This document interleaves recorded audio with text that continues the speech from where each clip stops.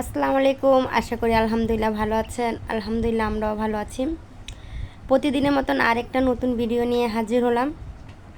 এখানে দেখা যাচ্ছে মাছ। হ্যাঁ, মাছ ভাজবো এখন। কি তার মানে কি মাছ ভাজা দিয়ে ভাত খাবো আজকে?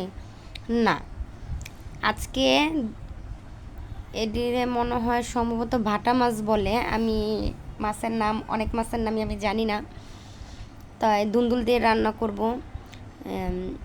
মাছগুলো আমি ভেজে নিলাম, ভাজার দেখালাম না, কেননা মাছ ভাজার সময় আমি একটু ঢেকেই ভাজি, জানি ফুটে আমার শরীরে না আসে। তো এখানে মাছ ভেজে নামানোর পর আমি পেঁয়াজ কুচি দিয়ে দিয়েছি, আর সব মশলাও দিয়ে দিয়েছি, হলুদ, মরিচ, ধনিয়ার গুঁড়া, এগুলো দিয়ে আমি সুন্দর করে মশলাটা কষিয়ে এখন ধুন্দুল দিয়ে দিচ্ছি। রান্নাটা তাড়াতাড়ি করে সেরে একটু শুয়ে থাকবো, বসে থাকবো, এই চিন্তা ভাবনা করেছি আজকে।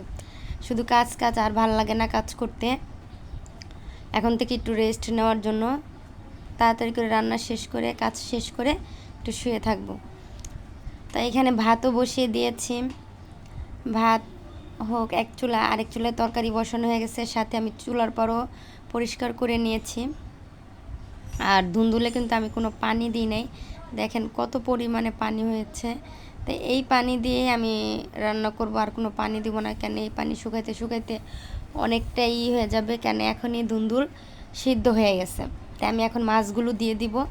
আর ধুন্দুলে আসলেই পানি লাগে না, ধুন্দুল থেকে অনেক পানি উঠে, সময়তে বেশি উঠে, আবার কোনো সময় একটু কমও উঠে। তা আমি ধুন্দুলগুলো পানিতে ভিজিয়ে রেখে দিয়েছিলাম দেখে হয়তো বেশি পানি উঠেছে।